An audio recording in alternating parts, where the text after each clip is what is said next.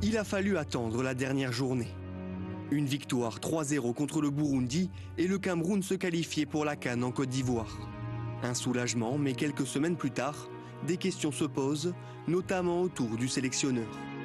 En 2 ans à son poste, rares ont été les moments où Rigobert Song n'a pas été critiqué. En 16 rencontres sur le banc camerounais, le bilan du sélectionneur est plus que mitigé.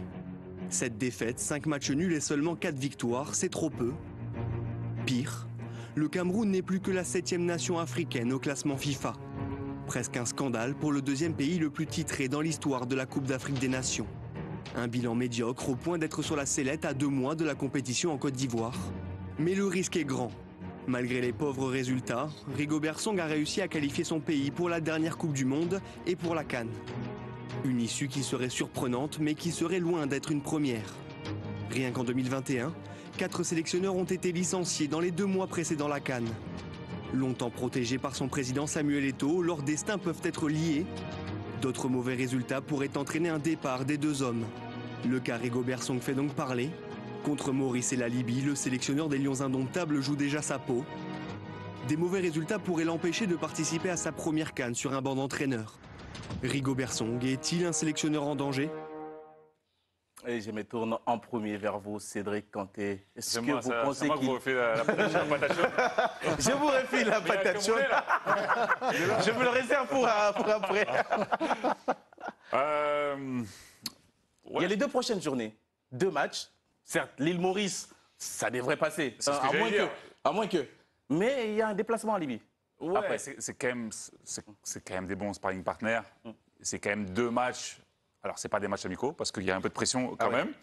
Donc, ça peut être un piège, mais il va falloir envoyer les bons signaux. Ouais. Parce que c'est vrai que... Ce n'est pas seulement gagner, hein. Il faut effectivement envoyer des bons signaux. J'étais en plateau lors du dernier match où il se qualifie, et c'est vrai qu'en termes de jeu, pour moi, un bon sélectionneur, c'est quand même un entraîneur qui tire le meilleur de son groupe. Ouais. On n'y est quand même pas pour le moment avec Rigobert Song. Je pense que tout le monde est d'accord là-dessus, et je pense que les dirigeants camerounais doivent voir s'il y a du potentiel ou si il a atteint le maximum de ses capacités. Donc il faut qu'il progresse encore, il faut faire vite, parce qu'en Afrique, il n'y a pas souvent de la patience.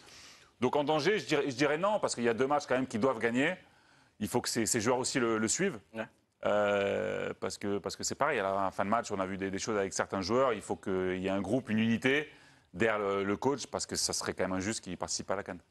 Et pour l'instant, en termes de résultats, le compte n'y est pas. Même si le Cameroun a été à la dernière Coupe du Monde. La question. Ouais. Voilà. Regardez d'ailleurs le bilan de Rigobert Song depuis qu'il est arrivé en poste, juste après la dernière Coupe d'Afrique des Nations. 4 victoires, 5 nuls, 7 défaites, Mamadou Niang. Au-delà des résultats qui ne sont pas là, c'est aussi le jeu proposé. Comme l'a dit Cédric Kanté, le jeu n'y est pas, les résultats ne sont pas là. Et donc là, s'il y a un mauvais résultat, par exemple, sur l'un des 2 matchs, ça risque de l'impacter directement. Ouais, mais après, moi, j'ai l'impression que depuis qu'il a pris ses fonctions, Rigo a toujours été en danger. Oui. Quand il prend l'équipe, si mes souvenirs sont bons, c'était juste avant le match contre l'Algérie. Ouais. Il n'y a personne qui aura mis une pièce sur la qualification du Cameroun à la Coupe du Monde.